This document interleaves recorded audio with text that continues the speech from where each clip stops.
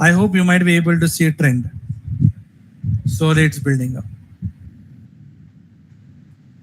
Now, if you take this kind of signal, we will basically find out that we are not able to, build up better, what you can say, AI algorithm.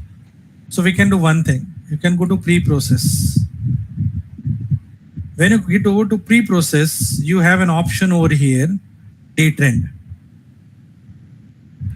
If you want, let me know. I'll repeat this again. That's how MATLAB apps help you, okay, compared to other tools when you want to automate your tasks. Click on detrend.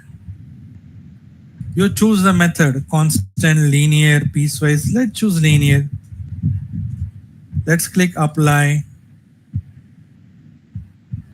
So see, it's telling me signal in the signal table will be overwritten. Okay, I don't want this. So what I'll do is, let me cancel this. Let me go to grid. Let me take this.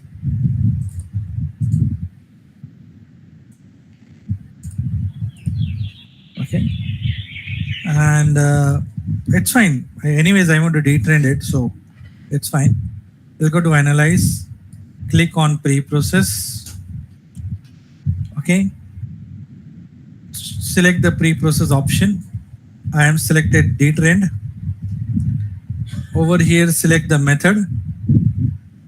Click on apply. You can say OK.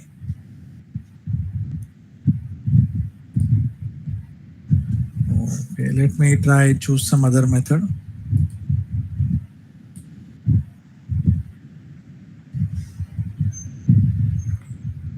Okay, so there might be some issue at my end, but anyways, I'm just showing you what you can do. Is you can select over here any particular option, and from here you can apply. So you can see now what I've done. I've applied a band pass filter application over here. Okay, you can apply a high pass filter application. Okay, if you want, as I've told you, you can take detrend, you can take missing values. Okay, or if you want, you can smoothen the signal. So there are a lot of things that could be done with the help of this particular app.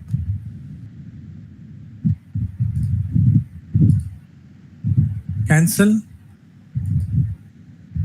Let's cancel this.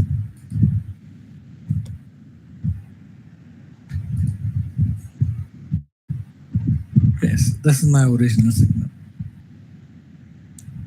Okay, but if you can see, if you go to measurements, time, display, you can get signal statistics. You can go to this peak, find peaks.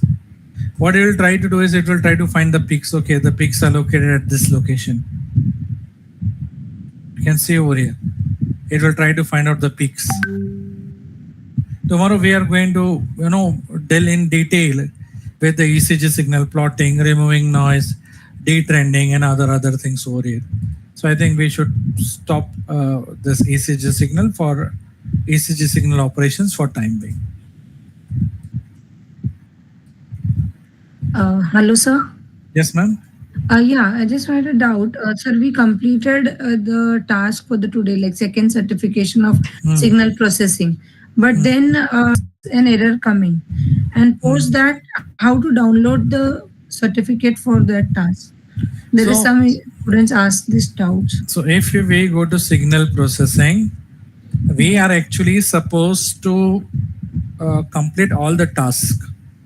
Like here you may see that when we are talking about pre-processing of the signal, okay, and I'll resume this because, okay, I'll go to, let me check filtering. Okay, so where they're facing the problem and the task like in two, like I am also getting some issues and in one task. So after that, other third task and fourth task is completed, corrected. And after that, how to generate the certificate?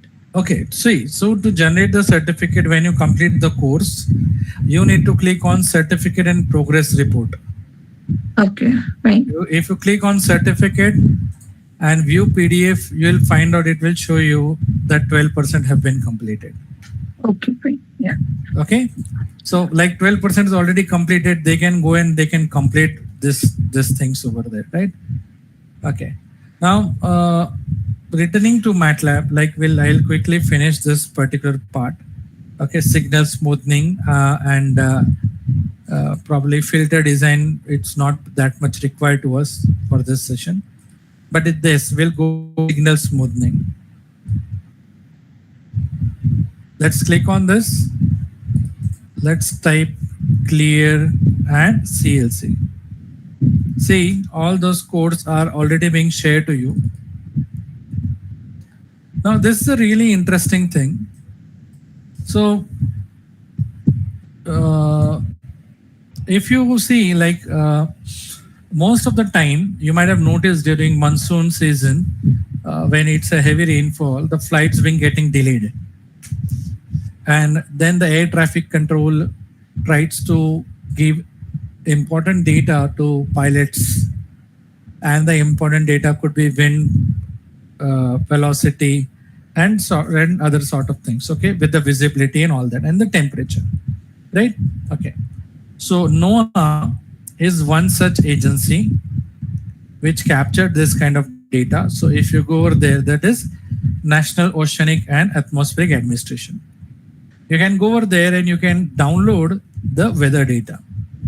So even though in this particular section we are taking the data from year 2011, it's fine. You can go over here and you can download the data as required, right?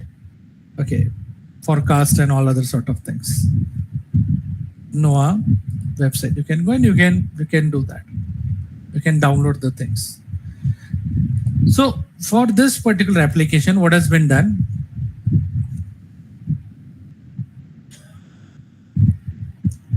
In this example, we are using moving average filters, and we will resample to isolate the effect of periodic component, okay, with respect to time of day on hourly temperature readings. Now, what is the motivation? The motivation is, now since the temperature is not going to remain same, it's going to fluctuate a lot, okay, and if we smoothen it, it will also help us, in removing the noise, and will be also easier us to see that the trends do not provide such greater effect in our data. So in this case, what we are trying to do is, we will try to examine the data, we will smoothen the data, we will try to see a trend if it is there, okay. And for this, what we are doing is, we have taken a set of temperature readings in Celsius at airport in Boston for the month of 2011, July. Probably this could be winter, okay, fine. Next. So what is 1:33? Remember, 1:33 is for number of days. And right, you have 24 over here, which is 24-hour cycle. Fine. So you clear everything, you load the data, let me type WHO, and then we simply plot temperature in degrees Celsius, okay, with respect to the number of days in the month of January. Okay. Let's first try to visualize it.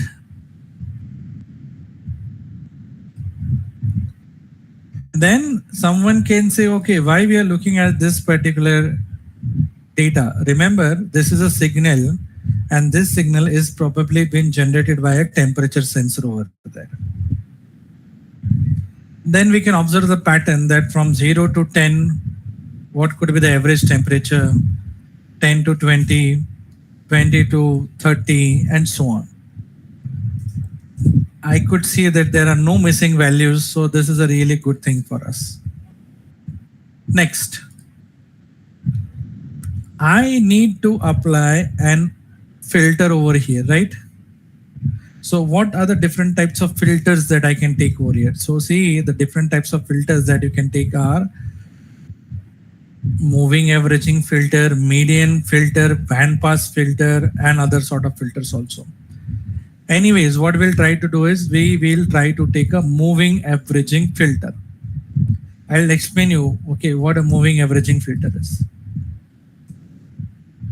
See, why we have taken a moving averaging filter is because I had shown you the pattern, like between the 1st January to 10th of January, the temperature is almost below 5 degrees Celsius. So here I am taking a window of 10 days. Next, if we move from 10 to 20, we find that there is a rise in temperature. Okay, the temperature is close to 5 degrees Celsius for some days, and then, but we can see it's above 0 degrees Celsius. We can look at the values, X and Y values, okay, almost 1 degrees and all that.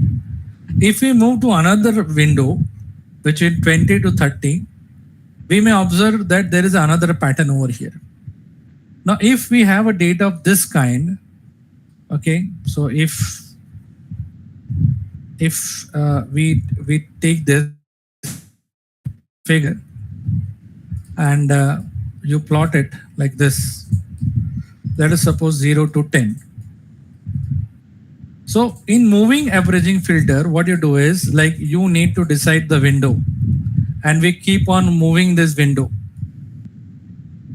So in this case, the moving averaging is done on the basis of 10 days. Or you can decide, okay, if you want to do it for a week or something like that. So if this is 0 degree for us, 5 degrees, 10 degrees, what the data is indicating that for the first 10 days, the temperature never crossed 0. Slowly after 10th day, it crossed 0, it went up to 5, then slowly dropped down. But it was close to 0. Now for remaining 10 days, it shooted up to 10 degrees. Okay, further got down. Now in all these cases, can you see, if we try to take an actual average, now what could be actual average? The actual average could be like take the temperature of each day, add them, sum them and divide them by 31. So you take all the temperature values and you divide by 31. This will be the average temperature value, right? This analysis could be wrong because it's not going to give you correct picture. Instead, if you take a moving average with and windowing kind of thing for 10 days or a week, that could give you a better approach. And that is what we are trying to do. So as an engineer, when we look at data set, we should be able to understand or notice this kind of patterns. So here you may find out, okay, what we are trying to do is, okay, this is an hourly temperature and we are taking 24-hour average. So here the window is of 24 hours, while the concept which I am explaining you, it's for 10 hours. Depends upon you. As I told you, you can decide it could be for 24 hours, a week, 10 days, or it could be for a month also. Depends upon you. Okay, fine. I hope this is clear for you. Okay, fine. Now, when you take moving average, you may observe that a delay is added. A delay is added. We need to remove that delay. So you can filter the delay. To do this, you can see what we're trying to do is note the filter output is delayed by about 12 hours. What is the reason? The reason is that if you take a moving average filter, it obviously have a delay. We do not want this delay. We need to remove that delay. So what we are going to do is your symmetric filter of length n, right? And you might notice over there that a newer figure doesn't have delay over here. And this gives us a better representation of the delay compared to the previous one. Now what you can do is, see, now you can go ahead, you can take a mean, you can take max, and you can perform all other things. Okay, if you want to extract peak, you can do all such sort of things. Fine, let me take a task over here, because I'll take 5 more minutes. Go to live editor task.